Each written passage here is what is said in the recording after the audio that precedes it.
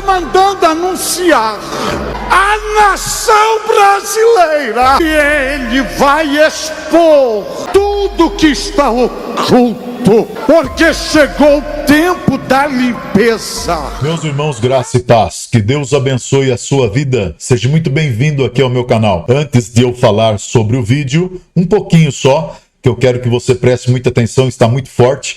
Você crê no poder da oração?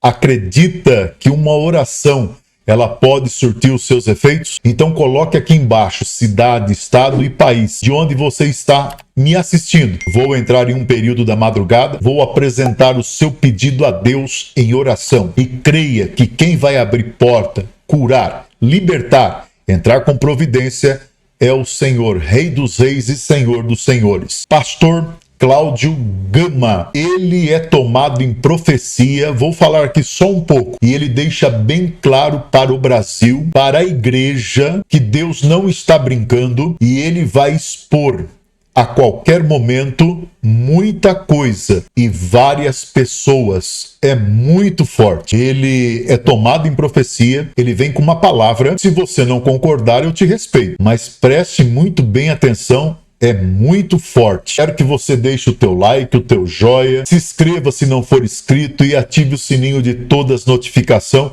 e compartilhe no seu grupo de WhatsApp, pelo menos com umas 5, 4 pessoas. Ajude a levar esse vídeo para mais pessoas, porque é algo muito forte e ele não tem medo de passar a profecia que Deus lhe usa. Vai ter aqueles que vão acreditar, vai ter aqueles que não vão acreditar. Eu respeito, tá bom? Assista todo o vídeo e nos ajude a mandar esse vídeo para mais pessoas. Aqui em cima está a chave Pix e o código QR Code. Se você puder abençoar o nosso ministério, o CNPJ está aqui embaixo. É a semente que você puder plantar no nosso ministério. Eu oro nos comprovantes. Saúde, livramento e multiplicação. Eu tenho pessoas que uma vez por mês plantam no meu ministério. Se não puder, não fique constrangido, apenas ore por nós, que a oração ela vai abrir porta naquilo que nós precisamos. É muito válida a oração. Preste bem atenção nesse vídeo, porque o que o pastor Cláudio Gama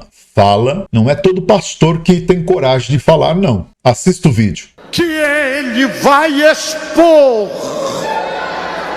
tudo que está oculto, porque chegou o tempo da limpeza. Adúlteros, seus dias estão contados. Adúlteras, seus dias estão contados. Prostitutos, seus dias estão contados. Imundos, imundas, seus dias estão contados. O arado do meu espírito passará na minha lavoura, e eu removerei os frutos podres, porque chegou o tempo da limpeza. Convertei-vos, arrependei-vos, porque eu, vosso Deus, já não suporto mais a forma que se apresentam. Eu requeiro de vós, porque Deus não aceita nudez no tratamento do altar. Outro detalhe, que depois que recolhia a cinza, Deus mandava mudar a veste, usar outro tipo de veste para jogar a cinza fora. E se você vai ver também que Deus não aceitava a cinza acumulada no altar. A cinza tinha que ser removida. Outra coisa que você observar nessa ideia divina, você vai ver que Deus não aceita no altar o fogo de ontem.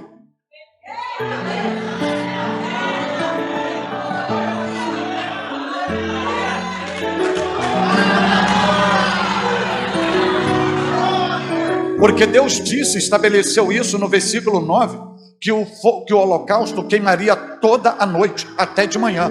Mas de manhã o sacerdote tinha que estar lá, limpar o altar, colocar lenha nova, fazer toda a manutenção para ter um novo fogo. O fogo era diário. E a gente vai entender por que Deus está dizendo isso. Outro detalhe é que Deus não aceitava apenas a lenha para manter o fogo aceso. Não era só a lenha que tinha que ser mantida como combustível. Deus requeria aqui oferta nova. Todo dia o sacerdote tinha que levar uma oferta de holocausto. E a oferta de holocausto vai ser regulamentada no capítulo 1. É onde o animal tinha que ser sacrificado, depois tirar o seu couro, depois despedaçado, depois limpar suas partes internas e colocar a carne crua sobre o altar. E Deus, para aceitar a oferta do holocausto, Deus não aceitava carne mal passada. Porque uma carne mal passada, você não sabe se ela está assada ou crua. Ela tem uma parte assada e uma parte crua. E Deus não aceita meio termo. No entanto, Deus diz, tem que ser a carne toda queimada. Para Deus aceitar a oferta de holocausto, a carne tinha que ser torrada. Torrar toda a carne para Deus aceitar a oferta do holocausto. E por fim, Deus dá ordenança. O fogo arderá continuamente sobre o altar e não se apagará. Ok, nós tivemos aqui uma visão panorâmica do que está inserido no texto. Mas hoje a gente pode olhar para esse texto com 3 óticas. Que você também pode chamar de 3 dimensões. Que você também pode chamar de 3 linhas, de 3 pensamentos. A primeira dimensão é uma dimensão literal do texto. Porque o altar do holocausto, no projeto original dele, é um projeto divino. Foi Deus que idealizou o altar. Deus que pensou neste altar. Deus que estabeleceu toda a formatação, todas as medidas e a localização desse altar. Você visualiza isso no capítulo 25 do livro do Êxodo em diante, quando Deus dá o modelo do tabernáculo a Moisés para ser construído por Oliabe e Bezaleel. Outro sim, num aspecto da literalidade do texto, na formatação do tabernáculo. Guarde bem isso, porque eu vou tratar disso esta noite.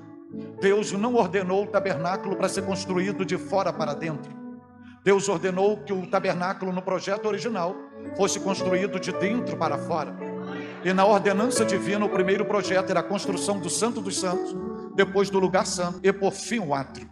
Em todo o projeto do tabernáculo, Deus deu as medidas e os mobiliários que ocuparia cada espaço do tabernáculo. Haja vista que dentro do Santo dos Santos, a Arca da Aliança e o proprietário, e uma vez por ano, no dia da expiação, o sumo sacerdote teria acesso. E no lugar santo, Deus estabeleceu, após o véu, logo o altar de incenso, a mesa dos pães e o candelabro. E no átrio, no espaço aberto, Deus estabeleceu eu estou falando de fora para dentro, digo de dentro para fora. Deus estabeleceu o altar do holocausto e a bacia da água.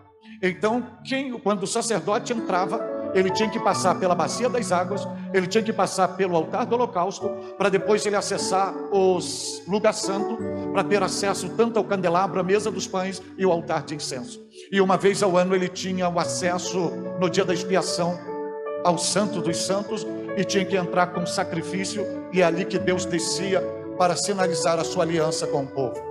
Entretanto, eu estou dizendo que isso aqui é um modelo divino, não é um modelo de homem.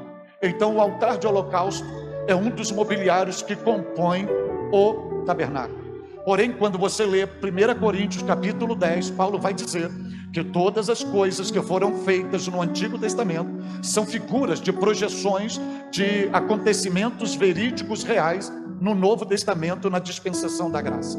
Então, tudo que Deus fizera, inclusive no tabernáculo, Deus estava dando uma projeção do seu plano, tanto salvífico, quanto cristocêntrico, quanto eclesiológico, e de tudo aquilo que ele projetara para cada um de nós, no exercício do desenvolvimento da vida cristã, para ter uma vida relacional com ele. Tudo está inserido no tabernáculo, em cada mobiliário.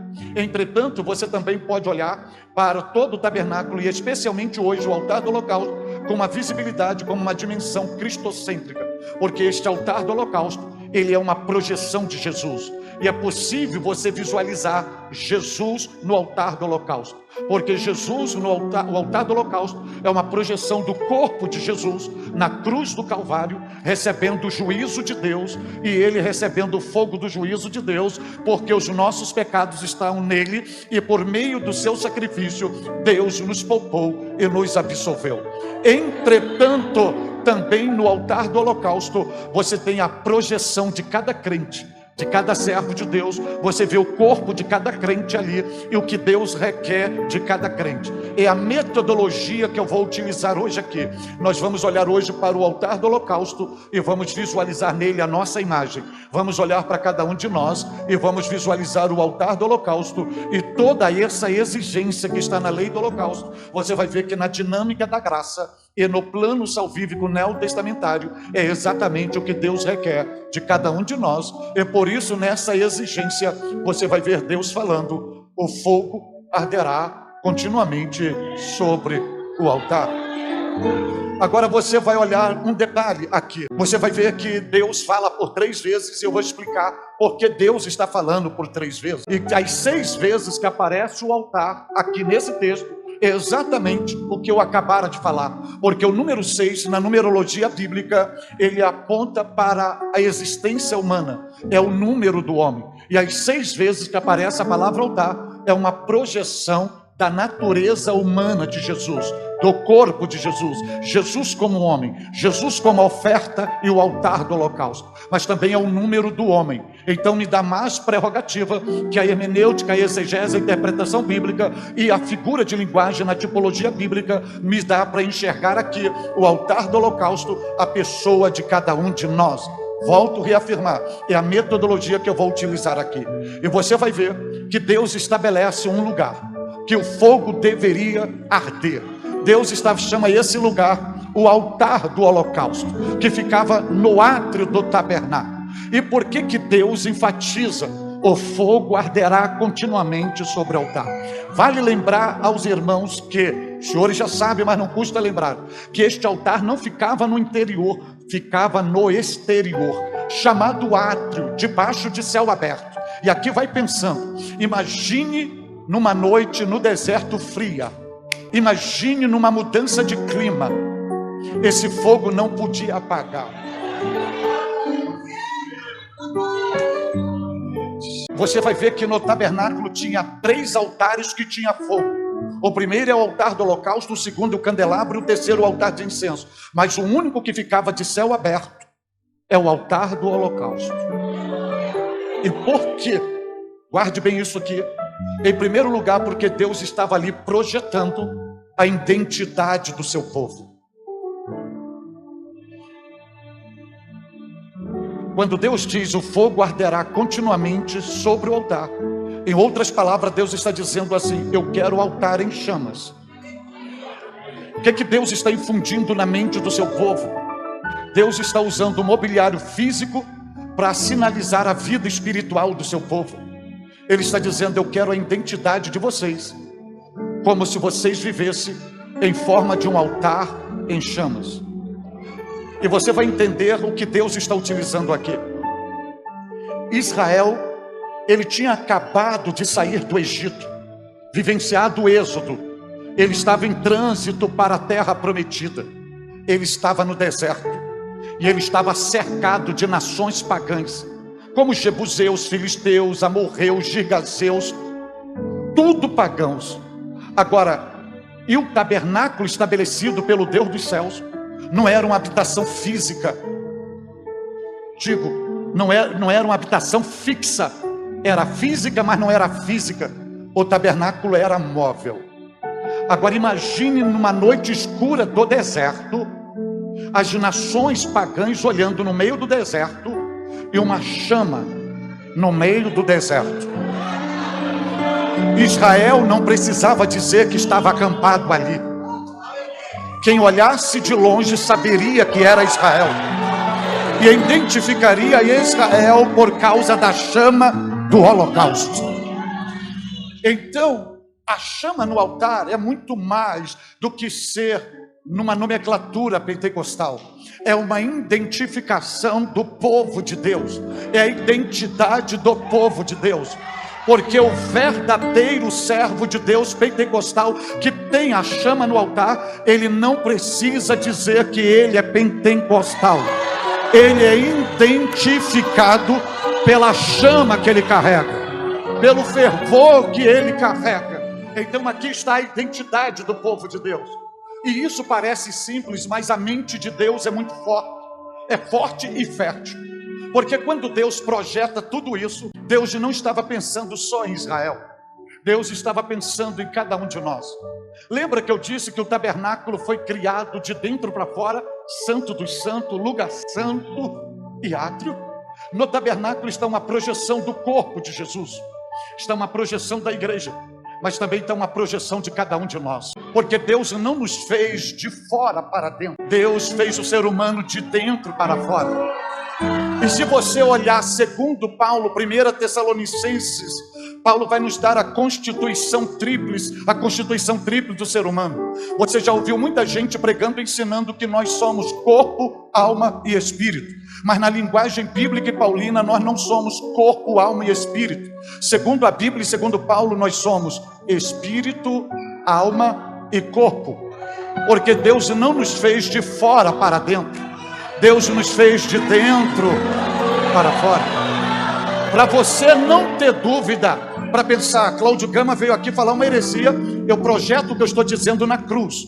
Quando Cristo vai expirar, ele brada: Pai, nas tuas mãos eu entrego o meu espírito. Porque o espírito dele não veio de Maria, não veio de homem algum. Teu espírito não veio do teu pai. Teu espírito não veio da tua mãe. Porque você não é projeto de homem. Você é um projeto divino. E quando Deus faz a maquete do ser humano, Gênesis 2:7 só era uma maquete. A Bíblia diz que só vai tornar alma vivente quando Deus sopra. E da onde Deus tirou a essência da vida? Não tirou da terra. Deus tirou a essência do fôlego vital, o espírito de dentro dele e compartilhou no homem. Então quando você olha para o espírito humano, está o santo dos santos. Quando você olha para a alma humana, está o lugar santo. Quando você olha para o corpo humano, está o átrio. E o que é o nosso corpo? Paulo vai dizer em 1 Coríntios 3:16 e 6:19, que o nosso corpo é santuário do Deus vivente, que o nosso corpo é templo do Espírito Santo. Então, como Deus exigiu no tabernáculo ter a arca da aliança, ter a mesa dos pães, ter o altar de incenso, ter ali a mesa dos pães, o altar do incenso, o candelário, a bacia e o altar do holocausto, Deus exige que no nosso corpo, como santuário, tenha todos os elementos. Haja vista que Paulo vai dizer em Romanos 8:16, que o próprio Espírito, o Espírito Santo, testifica no nosso espírito, o Santo dos Santos, onde Deus descia e dizia: ali eu me revelarei, ali me manifestarei. Deus não desce no teu corpo. O primeiro toque de Deus, a primeira manifestação de Deus não é no corpo do homem, é no espírito. É ali que Deus habita, é ali que Deus mora, é ali que Deus se revela. Agora deixa eu lhe dizer algo, que isso aqui é sério. Pegue a formatação do projeto do tabernáculo. O tabernáculo poderia estar todo montado. Ele poderia ter a arca da aliança, ele poderia ter o altar de incenso, ele poderia ter a mesa dos pães, ele poderia ter o candelabro, ele poderia ter a bacia de água. Mas se ele não tivesse o altar do holocausto, ele não estava completo. Não basta você dizer: eu tenho a presença de Deus. Não basta você dizer: eu me alimento da palavra todo dia. Porque se falta o altar do holocausto, você não está completo.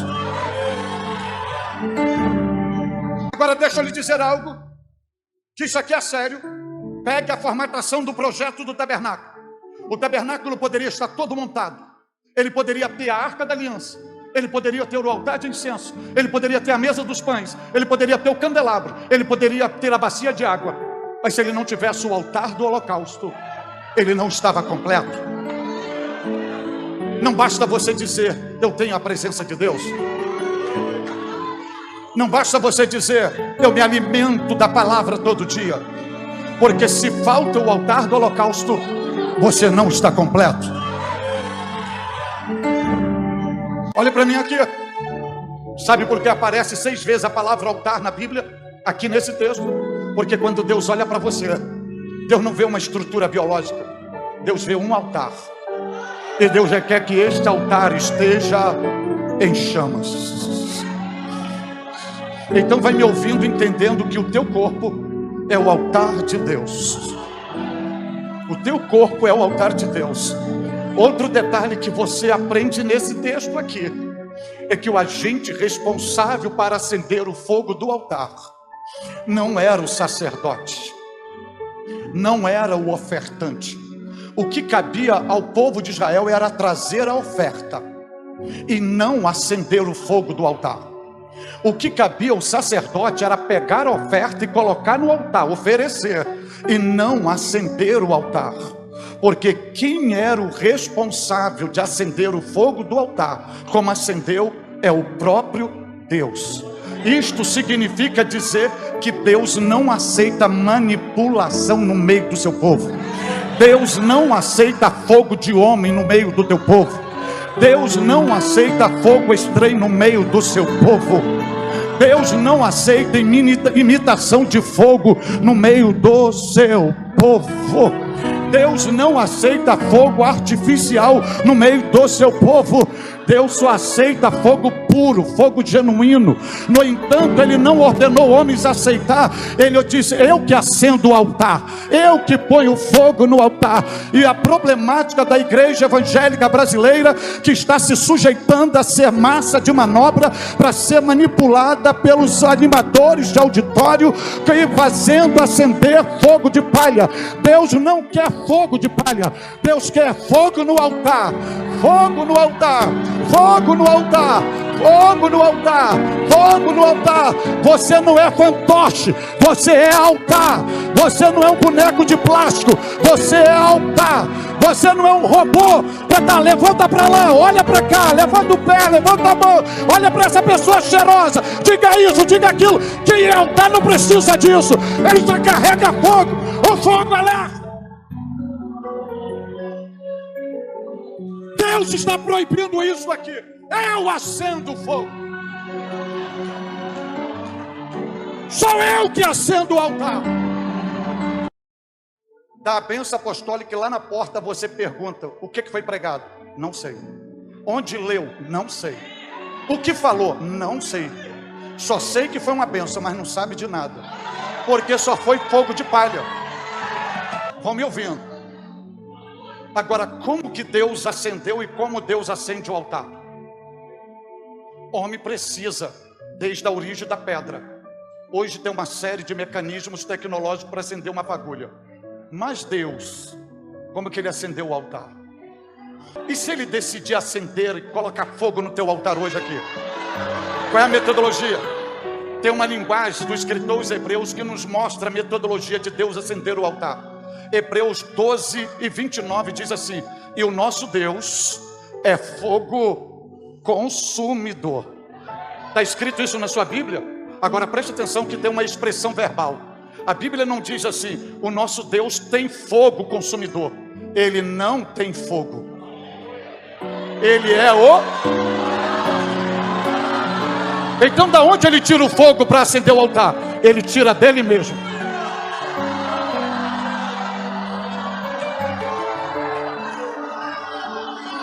Por isso que eu não mando você dar glória a Deus, eu não mando você levantar a mão, eu não mando você dar aleluia, eu não mando você levantar, eu só vou liberando a Bíblia. Porque quem acende é Ele. Agora outro detalhe, se você olhar para o versículo de número 9, Deus estabelece uma regra. Diz assim: o holocausto será queimado toda noite, até pela manhã. Chegou de manhã, o sacerdote muda de veste, vai no altar, faça a limpeza, coloca a lenha, coloca uma nova oferta, e o fogo arderá continuamente e não se apagará. Preste atenção no detalhe na mente de Deus. A cada manhã, a cada amanhecer, o altar tinha que experimentar um fogo novo. Deus não aceitava o fogo do dia anterior. Tinha que ter um fogo novo, tinha que ter limpeza, tinha que ter lenha nova, tinha que ter oferta nova para ter um fogo novo. Ouça para mim, o que significa isto? É Deus em dizendo que cada um de nós precisamos ter experiências diárias. e novas com Ele. A bênção de ontem só serviu para ontem. A alegria de ontem só serviu para ontem. O fervor de ontem só foi para ontem. O poder de ontem só foi para ontem. O fogo de ontem é para hoje. Hoje é uma alegria nova. Hoje é um poder novo. Hoje é um fervor novo. Hoje é uma autoridade nova. Ela quer que você tenha experiências diárias e novas. Crente não vive de passado. Crente vive de novidade. Crente vive de renovação. Crente vive de experiências diárias com todo Poderoso, e Ele te trouxe hoje aqui para Ele dizer: eu vou renovar esse fogo, eu vou renovar esse fervor, eu vou renovar essa autoridade, eu vou renovar esta unção, eu vou renovar esse poder.